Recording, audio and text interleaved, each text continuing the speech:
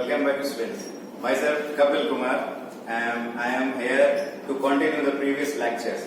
Continue from the previous lecture. So today we are going to talk about heredity, which we are doing earlier.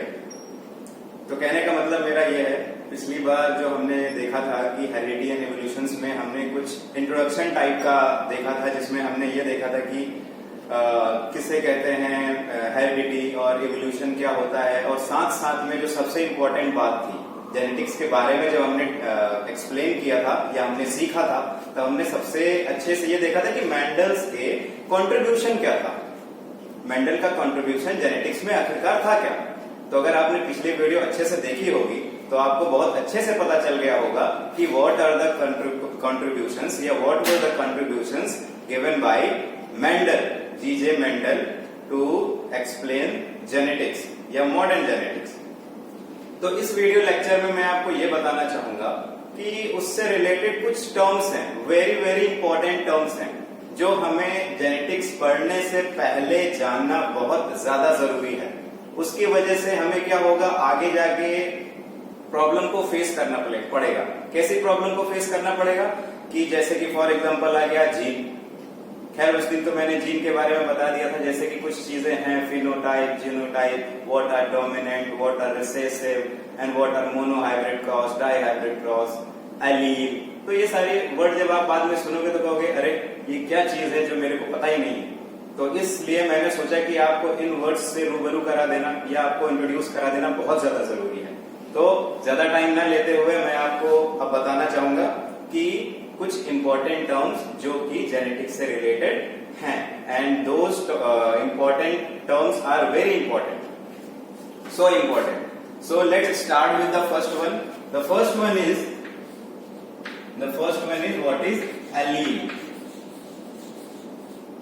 What is allele? आपको मैं बता रहा हूं important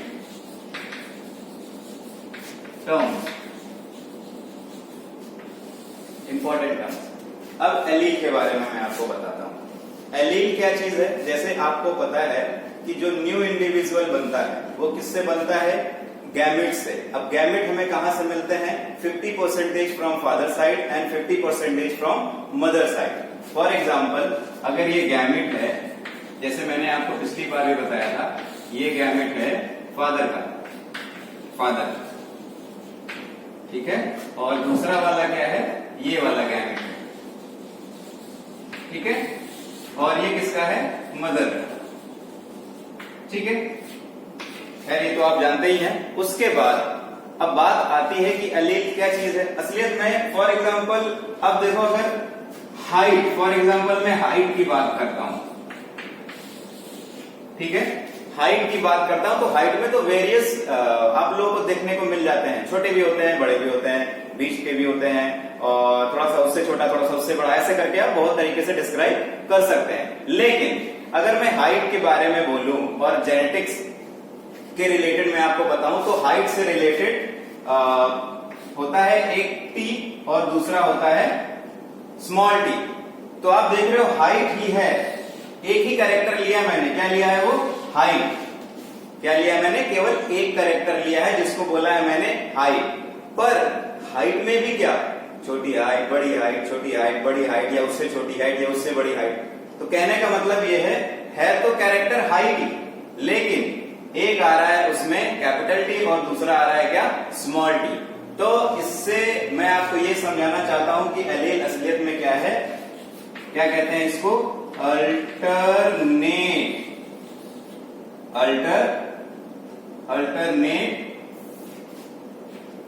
form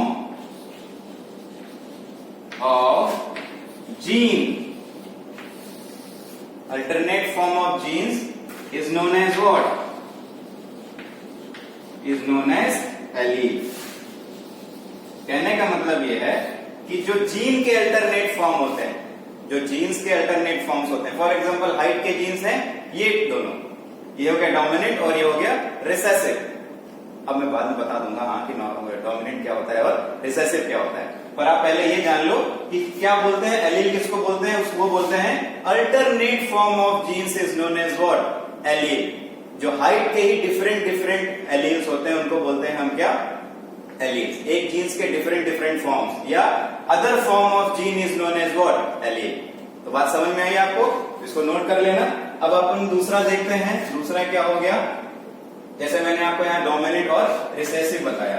dominant, dominant कहने का मतलब ये है, अब आपको बता देता हूं जैसे कि अच्छे से समझ में आ गया। डोमिनेंट मतलब जो दिखे, डोमिनेंट का मतलब होता है जो फिजिकली अपीयरेंस हो, विच वी कैन सी और एक्सप्रेस्ड, जो अपने आप को एक्सप्रेस करे, able to express, able to express. ठीक है। अब दूसरा आ जाता है, सॉरी तीसरा आ जाता है रिसेसिव। रिसेसिव, रिसेसिव का मतलब क्या होता है, जैसे डोमिनेंट का दूसरा रिसेसिव है तो सीधी सी बात है, which do not able to express, hidden रहते हैं, they are hidden, they are hidden, they are hidden and they are not able to express themselves in a generation, अपने आप को एक्सप्रेस नहीं कर पाते हैं। कौन ये नहीं एक्सप्रेस कर पाते हैं, ये है रिसेसिव। तो फॉर एग्जाम्पल एक टॉल प्लांट है, फॉर एग्जाम्पल एक टॉल प्लांट है और उसके जीन्स ये हैं, उसके एलील्स ये हैं। तो ये जो कैपिटल है ना, कैपिटल डी, इसको तो मैं बोल दूंगा डोमिनेंट, पर ये छोटा वाला है ना, ये एक्सप्रेस नहीं हो पाता है। तो एक्सप्रेस नहीं हो गया तो इसको क्या बोल देंगे, एक हो गया ये वाला डोमिनेंट और ये दूसरा वाला क्या हो गया, रिसेसिव। सीधी सी बात है, they are hidden and not able to express, express. तो ये हो गया रिसेसिव। अब बात आ जाती है चौथा, जिसको बोला जाता है फिनोटाइप। क्या बोलते हैं इसको, फिनोटाइप। और पांचवा भी मैं आपको बताऊंगा, इसको बोलते हैं जीनोटाइप। अगर मैं आपको याद तो नहीं बोलता, मैं कभी भी याद करने के लिए नहीं बोलता, मैं हमेशा समझने की तरफ ज्यादा फोकस करता हूं। एक बार समझ गए आप तो याद करने में कोई ज्यादा जरूरत नहीं है उसकी। अब देखो फिनोटाइप, फिनो में आप देख रहे हो जो फिनोटाइप बना हुआ है फिनो प्लस टाइप, और जीनो बना हुआ है जीनो प्लस टाइप। तो फिनो का मतलब हो जाता है, आप इससे जान सकते हैं जैसे कि फिजिकल अपीयरेंस से, फिजिकल अपीयरेंस, फिजिकल अपीयरेंस कहने का मतलब यह है, फॉर एग्जाम्पल जिस जीन्स की वजह से, जिस जीन्स की वजह से उसकी फिजिकल अपीयरेंस एक्सप्रेस हुई है, उसको बोलेंगे हम क्या, फिनोटाइप। जैसे फॉर एग्जाम्पल ये पेड़ बड़ा है तो उसका जो जेनेटिक कॉम्बिनेशन होगा ना, उस जेनेटिक कॉम्बिनेशन की वजह से वो टॉल एक्सप्रेस हुआ है। तो कहने का मतलब हम उसके फिनोटाइप, मतलब बाहर से देख के हम पता कर सकते हैं हाँ ये पेड़ बड़ा है, तो क्या हो गया, तो उसको कह देंगे हम फिनोटाइप। आप समझ रहे हो कि वो फिजिकली अपीयरेंस को हम बोलते हैं क्या, फिनोटाइप। अब आती है बात क्या, जीनोटाइप। जीनोटाइप का मतलब ये है, ये फिजिकल अपीयरेंस नहीं होता है, ये होता है जेनेटिक, ये होता है जेनेटिक इंफॉर्मेशन, जेनेटिक इंफॉर्मेशन जो कि एक्सप्रेस करने में हेल्प करते हैं। इन्हीं की वजह से फिजिकल अपीयरेंस आती है। They are responsible for the physical appearance of any individual. अब आते हैं अगला, देखते हैं, बहुत ही इंपॉर्टेंट है, बहुत ही ज्यादा इंपॉर्टेंट है। हम देखते हैं, अब हमारा फिनोटाइप हो गया, जीनोटाइप हो गया, रिसेसिव हो गया, डोमिनेंट हो गया, एलील हो गया। अब आता है क्रॉस। बहुत बार नाम सुना होगा आपने, क्रॉस, क्रॉस। क्रॉस का मतलब ये होता है, जैसे मैंने अभी आपके सामने यहां बनाया था, दो गैमेट थे, गैमेट 1, दूसरा था गैमेट 2, इनके बीच में क्रॉस कर दिया। क्रॉस का मतलब ये होता है फर्टिलाइजेशन, ठीक है ना, फर्टिलाइजेशन, या फिर इन दोनों में हम क्या करा रहे हैं, रिप्रोडक्शन, ठीक है ना। अब बात आती है क्रॉस का मतलब उनके गैमेट्स का हम क्या कर रहे हैं, रिप्रोडक्शन, और यहां से हमें क्या मिलता है, ऑफस्प्रिंग, ऑफस्प्रिंग या न्यू जनरेशन, न्यू जनरेशन। अब देखते हैं यहां पे क्रॉस का मतलब समझ में आ गया। इसमें क्या होता है, male and female gametes are crossed each other to obtain a new generation or offspring। तो बात समझ में आई? ऑफस्प्रिंग, क्रॉस का मतलब समझ में आया। अब क्रॉस के बाद देख लेते हैं हम अगला क्या चीज है।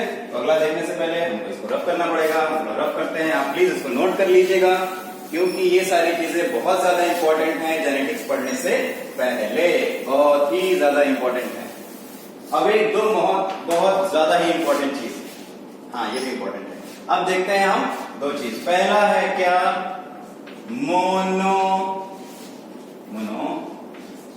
Hybrid cross.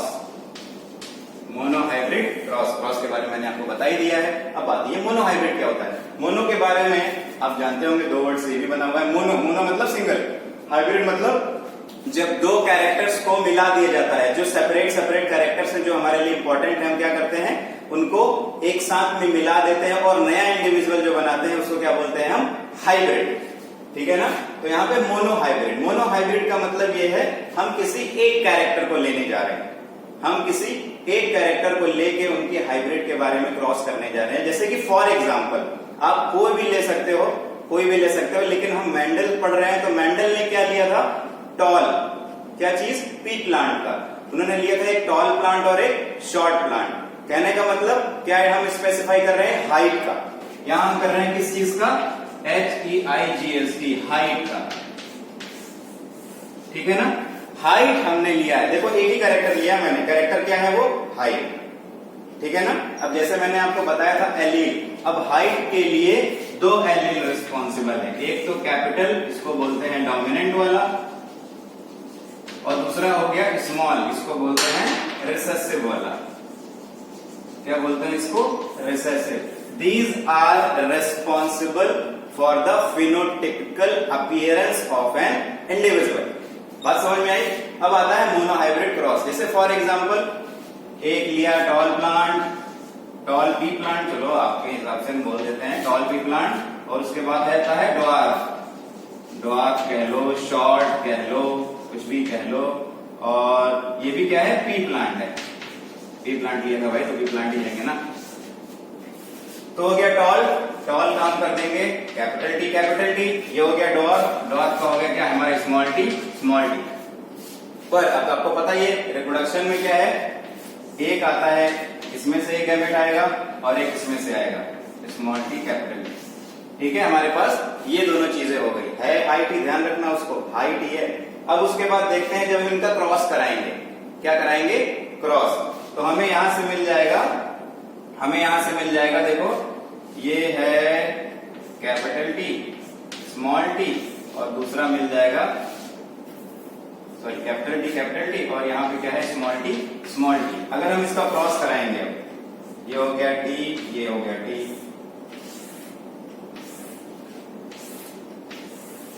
ठीक है ना? ये हो गया यहाँ पे स्मॉल टी, ये हो गया स्मॉल टी, ठीक है ना? अरे भाई प्लांट बना दूं क्या? ये देखते हैं प्लांट है, ये टॉल हो गया, फिर इसको क्रॉस कराया गया है एक छोटू प्लांट से, स्मॉल वाले से। ठीक है ना? तो हमें क्या मिलेगा? देखो कैपिटल टी पहले लिख देंगे, फिर स्मॉल टी, फिर कैपिटल टी, फिर स्मॉल टी, फिर कैपिटल टी, फिर स्मॉल टी, फिर टी कैपिटल और स्मॉल टी। आप यहां पे देख रहे हो कि जब हम इसकी पहली प्रोजनी, यानी ये तो इनके पेरेंट्स थे, पर यहां पे जो पहली प्रोजनी है F1 जनरेशन आई है, इसको हम बोलते हैं फीलियल 1 भी बोलते हैं। तो यहां पे देख लो कि यहां पे सारे के सारे क्या है? एक कैपिटल टी, दूसरा स्मॉल टी, इस तरीके के 4 हैं। तो ध्यान रखना कि जब एक कैपिटल या फिर एक टॉल ट्री और एक शॉर्ट ट्री या ड्वार्फ ट्री के बीच में या प्लांट के बीच में हम क्रॉस कराते हैं तो क्या मिलता है हमें? देख लो सारे के सारे में देख लो कैपिटल टी और एक स्मॉल टी है, तो हमें कैपिटल टी क्या है यहाँ पे, डोमिनेंट है। तो हम जब देखेंगे ना आउटकम आएगा तो सारे ऑल प्लांट्स आर टॉल, कहने का मतलब है चारों के चारों ट्रीज क्या हुए या प्लांट्स क्या हुए, टॉल आए। तो कहने का मतलब मेरा यहाँ पे ये है कि ऐसा क्रॉस, ऐसा हाइब्रिडाइजेशन क्रॉस जिसमें हम केवल एक चीज का, एक कैरेक्टरिस्टिक्स को लेते हैं, उसको हम बोलते हैं क्या, मोनोहाइब्रिड क्रॉस। कहने का मतलब ये है कि जब हम किसी क्रॉस में किसी एक हाइट को लेते हैं या किसी एक कैरेक्टर को लेते हैं, जैसे फॉर एग्जांपल हाइट, आप कलर भी ले सकते हो, आई कलर, नोज शेप, और जैसे हमने पी प्लांट में भी देखा था फ्लावर टर्मिनल है या एक्सियल है, पॉट का शेप कैसा है, कंस्ट्रिक्टेड है या नॉर्मल है। तो इस तरीके से आप कोई भी चीज ले सकते हो। तो इसी तरीके से अगर मैं डाई हाइब्रिड के बारे में बात करूंगा, अगर मैं बात करूंगा किसके में, डाई हाइब्रिड के बारे में बात करूंगा, डाई हाइब्रिड क्रॉस के बारे में बात करूंगा, तो इसमें क्या है, दो चीज ले लेंगे। फॉर एग्जांपल एक हाइट ले लिया और दूसरा क्या ले लिया, एक हाइट ले लिया, दूसरा क्या ले लिया, फ्लावर कलर, है कि नहीं, एक हाइट ले लिया और दूसरा फ्लावर कलर ले लिया। तो कहने का मतलब ये है जिसमें इन ए cross when we took or take two characters in a single cross is known as dihybrid cross। For example, जैसे मैंने आपको ऊपर बता दिया, फॉर एग्जाम्पल क्या हो सकता है, फॉर एग्जाम्पल हो गया आपका एक हाइट ले लो, हाइट ले लो, दूसरा क्या ले लो, फ्लावर कलर ले लो, फ्लावर कलर ले लो। कोई भी दो चीज लोगे इन अ सिंगल क्रॉस। अगर आप कोई क्रॉस करने जा रहे हो तो एक ही क्रॉस में अगर एक एक्सपेरिमेंट हम करने जा रहे हैं जिसमें हम दो कैरेक्टर्स ले रहे हैं, एक टाइम पे दो कैरेक्टर्स ले रहे हैं, तो उसी को हम बोल देते हैं डाईहाइब्रिड क्रॉस। और इसी में अगर हम एक ले लें तो उसको बोलते हैं मोनोहाइब्रिड क्रॉस। खैर 10th लेवल तक के लिए तो केवल मोनोहाइब्रिड का आप पूरा जाने। एक नया वीडियो लेक्चर में और बनाऊंगा जिसमें मोनोहाइब्रिड, डाईहाइब्रिड और ट्राईहाइब्रिड का, जी हाँ बिल्कुल, ट्राईहाइब्रिड के बारे में मैं आपको बताऊंगा।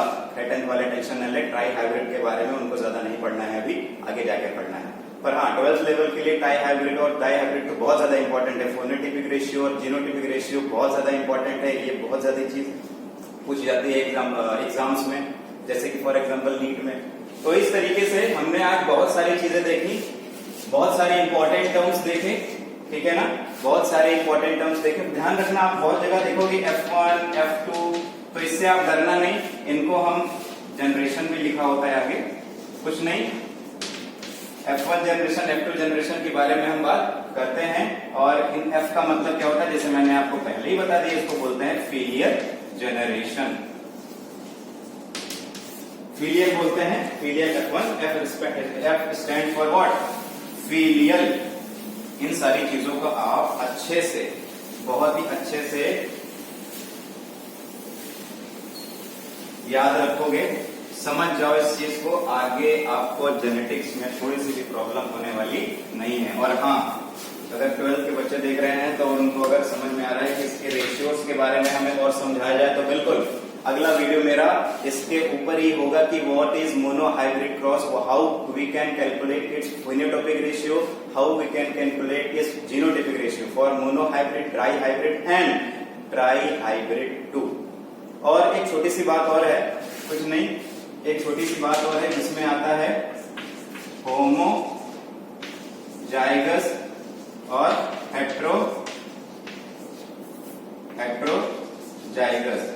कहने का मतलब ये है, होमोजाइगस मैंने आपको अभी थोड़ी देर पहले बताया कि जो एलील हैं, अगर उसमें कैपिटल टी यानी एक तरीके के, स्मॉल टी भी हो सकता है, सेम तरीके के हो, ऐसा नहीं कि कैपिटल टी और स्मॉल टी, अगर दोनों सेम तरीके के हैं, होमो का मतलब सिमिलर, तो उसको हम बोल देते हैं क्या, ये वाले। कहीं पे अगर लिखा हो कैपिटल टी स्मॉल टी या कुछ और भी हो सकता है, ठीक है ना, लेकिन सेम टाइप के हों, सेम टाइप के एलील्स हों, ठीक है ना, गैमेट्स जो होते हैं, तो उनको हम बोला जाएगा होमोजाइगस। और उसके बाद अगर हेटेरो की बात करते हैं, बिल्कुल जो आपके दूसरी तरफ दिमाग में आ रहा है, कैपिटल टी स्मॉल टी और स्मॉल टी कैपिटल टी, कहने का मतलब एक जैसे ना, एक जैसे हुए तो होमो, अलग अलग जैसे हुए तो हेटेरो। तो मेरे हिसाब से आपको ये समझ में जरूर आया होगा, और कुछ चीजें अगर आपको नहीं समझ में आई है तो बिल्कुल आप मेरे को जरूर बताइएगा। और हाँ, लास्ट में मैं आपको ये बोलूंगा कि घर पे रहिए, सेफ रहिए, सुरक्षित रहिए, और आराम से घर पे बहुत ज्यादा अच्छा टाइम है, यूटिलाइज कीजिए इसको। So thank you, thanks a lot.